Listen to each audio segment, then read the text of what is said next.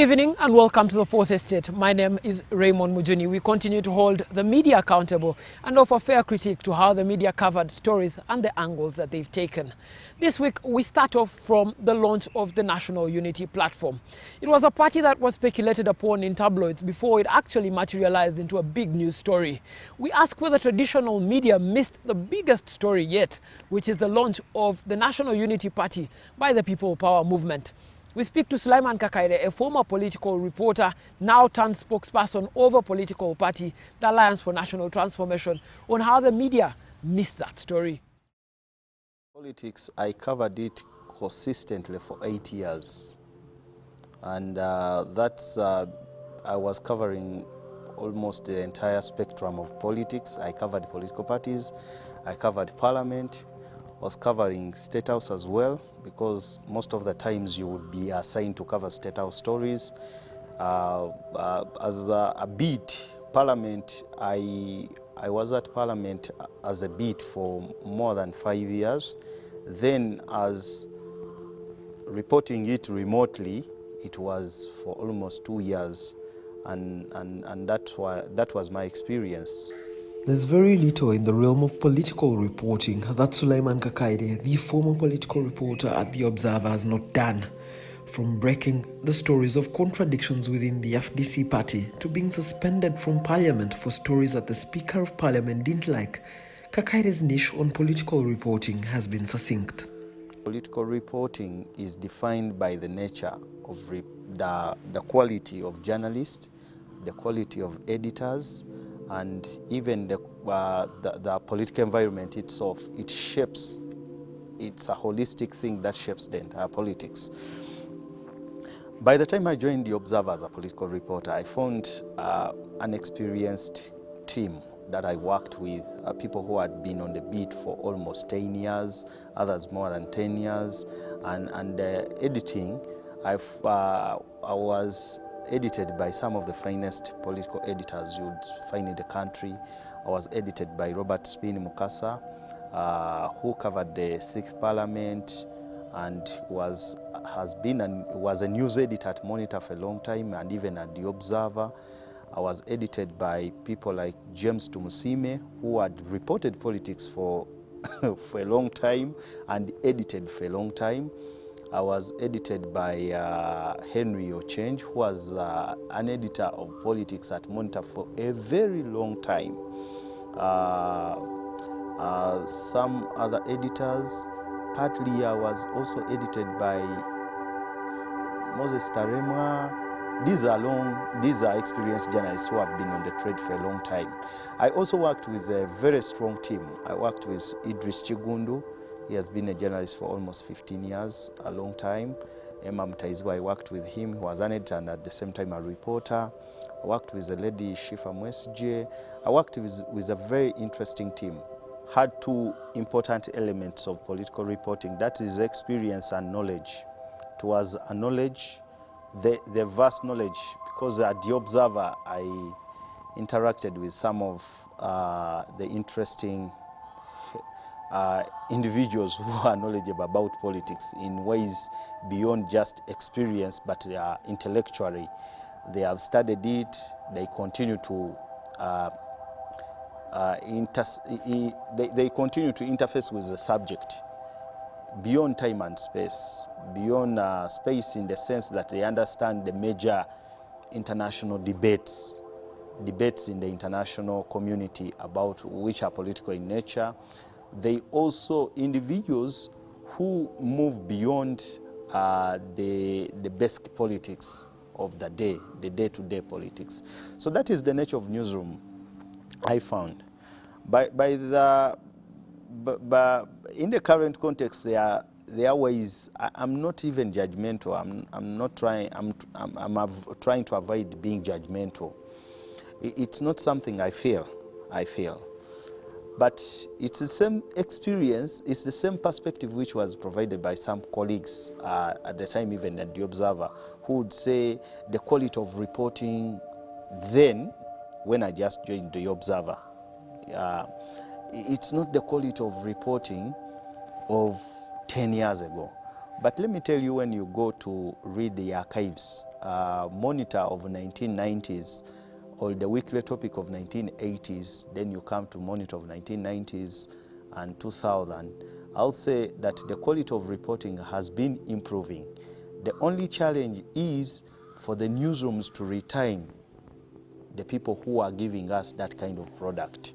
Because when the Observer eventually managed to nurture me into what I was but before I left to join politics, and before I concentrated on legal practice, had become something to be kept in the newsroom, because my reporting was not the reporting of 10 years ago, and it was not the reporting in respect of quality. It had improved a lot, and I'd moved to a point of examining debates which were not being explored even by the reporters of the yesteryears.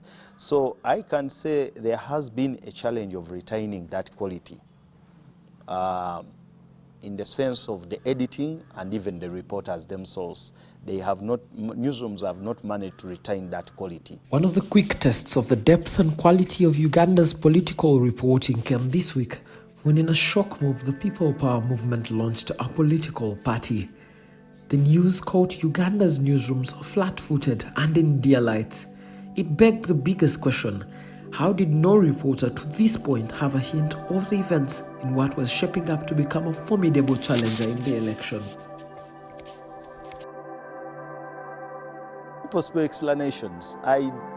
For instance, in most of the newsrooms, I don't know which journalist has consistently reported the political party you're referring to, the political formation called People Power, who has consistently reported it. I remember when People Power was emerging as a political formation, from your newsroom, there were two people interested. It was you and Joel. From the Observer, I became much interested, trying to understand the subject, but I didn't cultivate myself in the space of political power, or of People Power. So at some point when I started to interact with the subjects, with the key players there, I managed to understand People Power.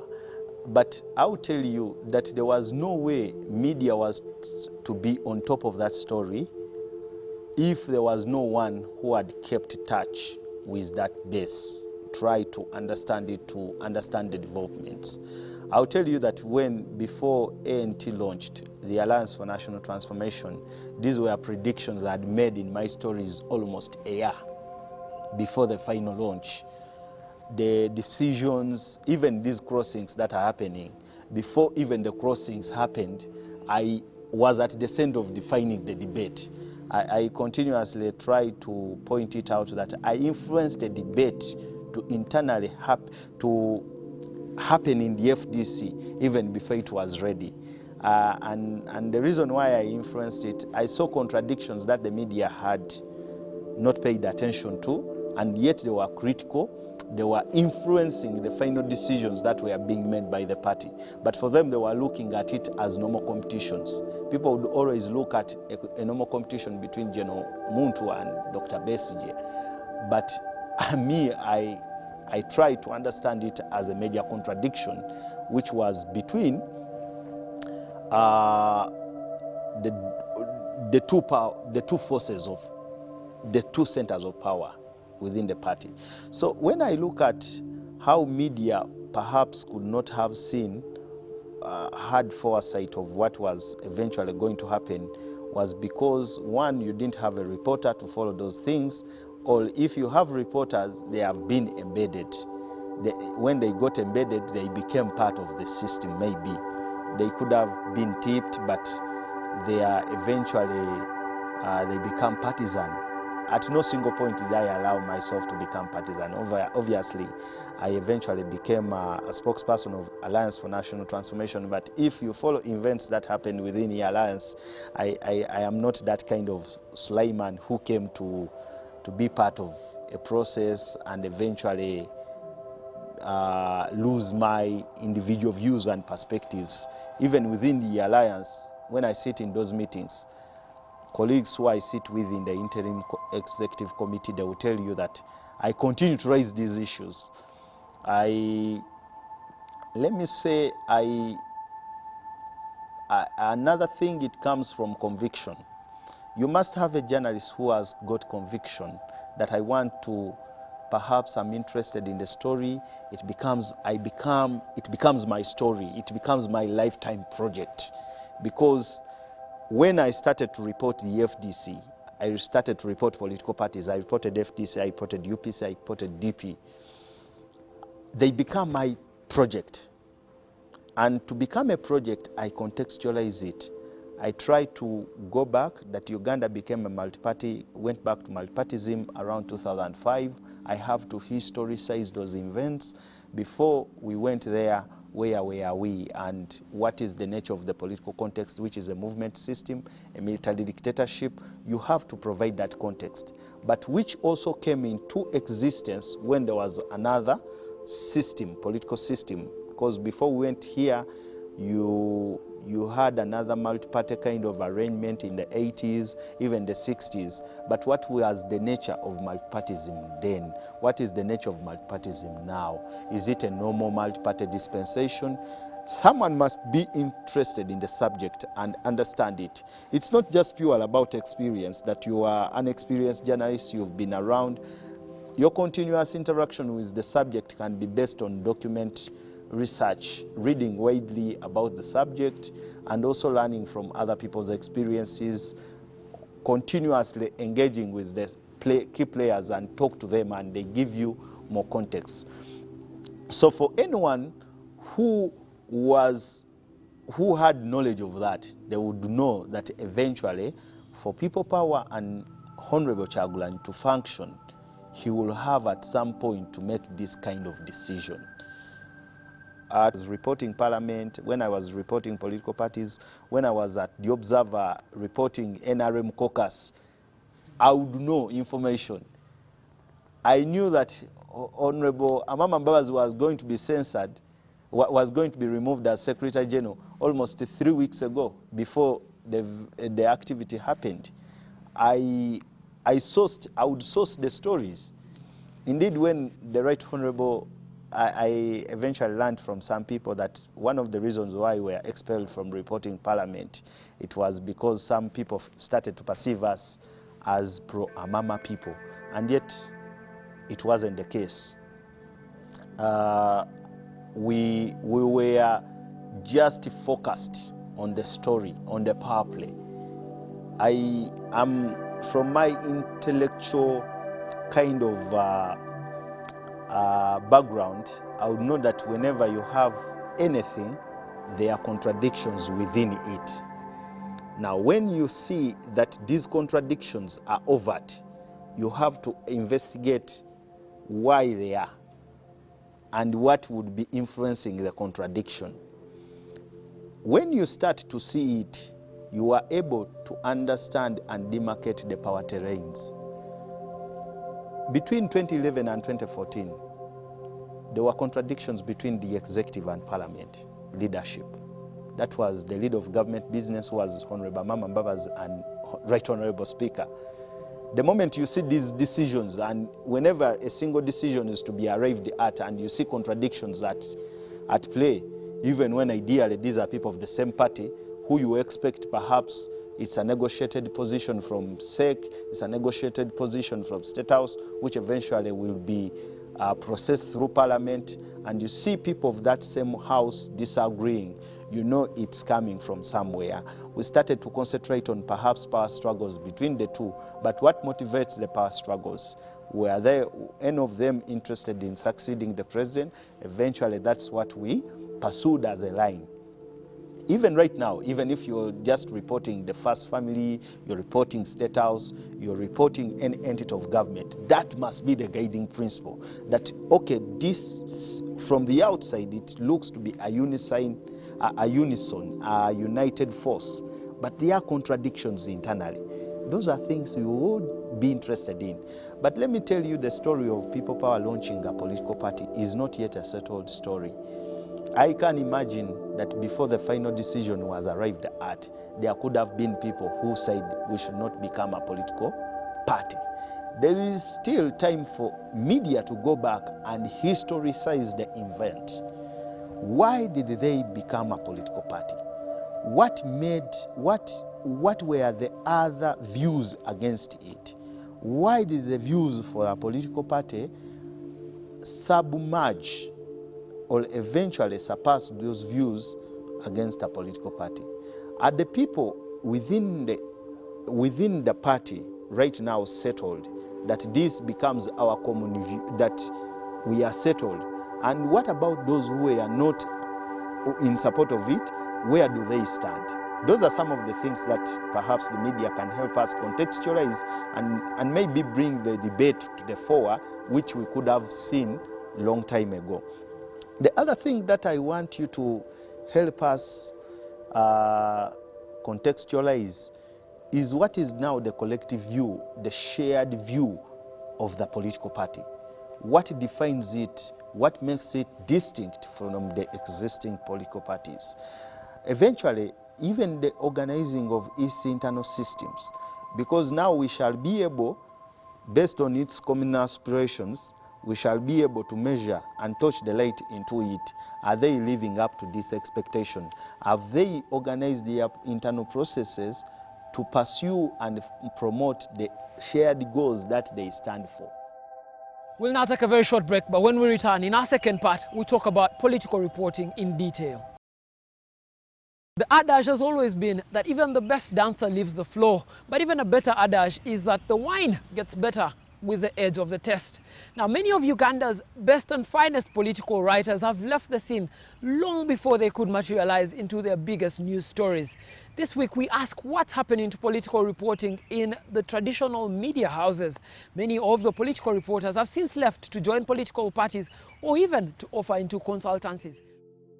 The question of why Uganda's newsrooms are starved of political writers is answered in the backyard of Uganda's political parties. All the major competitive political parties are spoken for by former political journalists who cut their teeth out of the newsroom. The face of it, it looks a valid point, but when you critically examine it, it's not an informed view.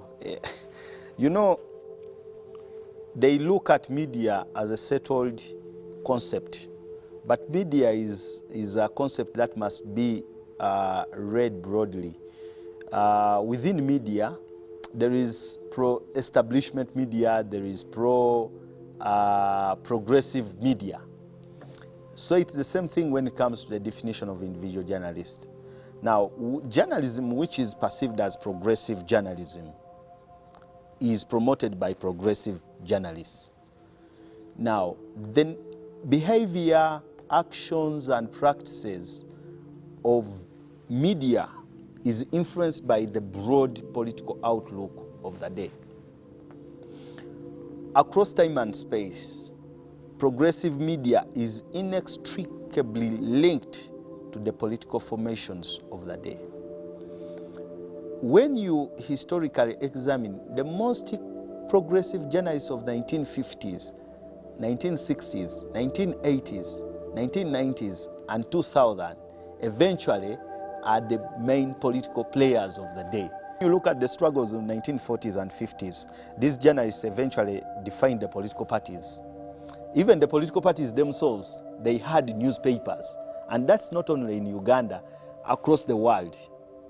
Whether you're referring to revolutionaries in Italy, Antonio Gramsci, you're referring to Karl Marx himself, who was a journalist and still a political player in his own right.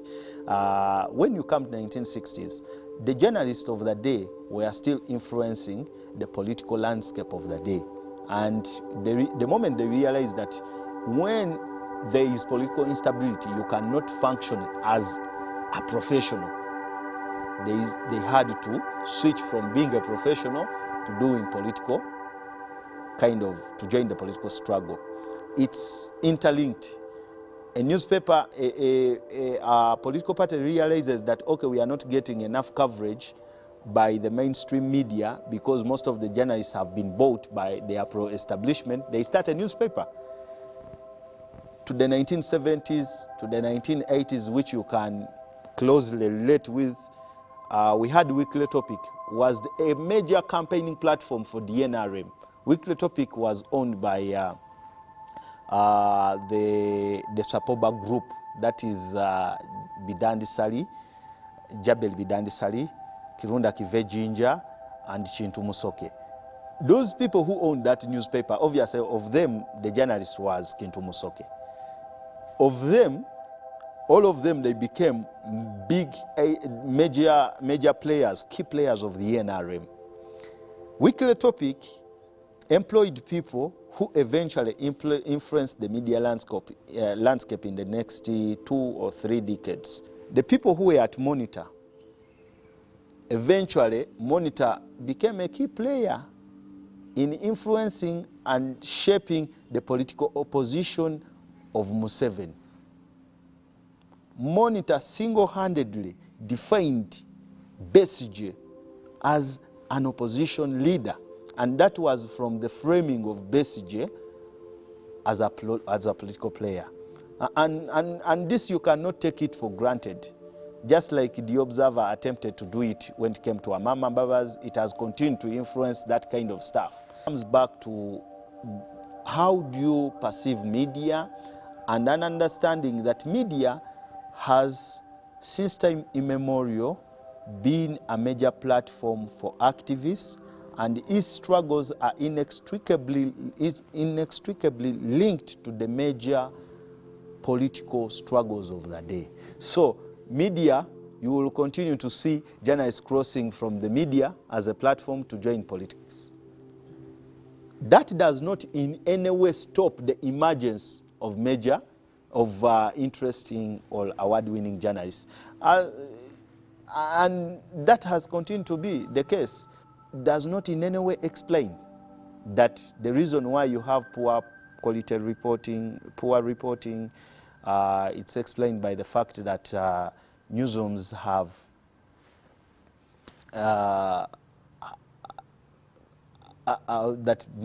good journalists have left the newsroom. But you see, the other thing that you have to understand is that newsrooms must also be able to retain their best. So the discussion on how do you retain the best is that even if you're not retaining the best, you should be attracting the best.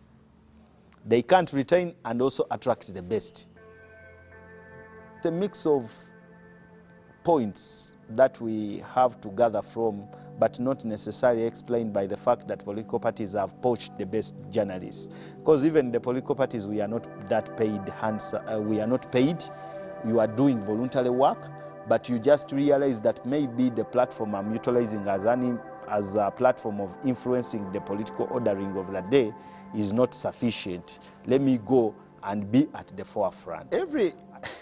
Everything is biased. Every human being is biased. Objectivity is something we pursue, but it's not attainable. That's the starting point. Within the intellectual or the Academy of Media Studies, I see that majorly coming from people who are pro-ethical and who look at ethics as neutral, and saying that everyone must be bound by this guiding framework. But people who do so rarely examine the foundation of the different rules and how they are negotiated based on the past struggles between those who are pro and against. Objectivity or accuracy are defined by the patterns of how to regulate media. And I will tell you that the only thing you can have is that you have a journalist who is ready to offer platform to all viewpoints, but you cannot attain objectivity. And there is nothing like biased or not biased. Every reporting is biased. For a newspaper, there are those who are pushing for international libertarianism, even when it has no foundation in the context of the operation. You must always examine yourself. And in my research, I point out those as major contradictions of our newsrooms. I studied Monitor and the New Vision, but you realize very serious contradictions at the hearing of their operations. That even as a newsroom, they don't have an ideological viewpoint that anchors it, which was completely different from the newsrooms of the yesteryears which and even newsrooms from the other developed democracies, that they are anchored by a viewpoint which is embedded in deep philosophical outlook. Their defining platform is purely that we want to aspire to be an independent newsroom, profit-making entity. That is already a contradiction. Profit-making entity, independent newsroom, or what. Then you look, now you go back to it to define its ownership. You realize that the ownership, this is a major business player whose businesses are at the mercy of the political ordering of the day. Eventually, that also defines the broad outlook and the major conversations that can happen in that newsroom. One of the most interesting topics in Uganda today is the post-Museveni. All those newsrooms that have looked at post-Museveni have approached it from the perspective of the political position only. But you realize that the intensity of debate is coming from even the executive itself. It's coming from the State House itself. But how many newsrooms are ready to go into it and examine it and give people these viewpoints? No one is doing it. Thank you so much to everyone that has watched The Fourth Estate. Our job here is to hold the media accountable and also critique the angles that they've taken. We look into how the media covers those big stories, and we also question whether they have taken the right angles for those stories. Thank you so much for joining us. We'll leave you with what's happening on the social media world. But from us to you, have yourselves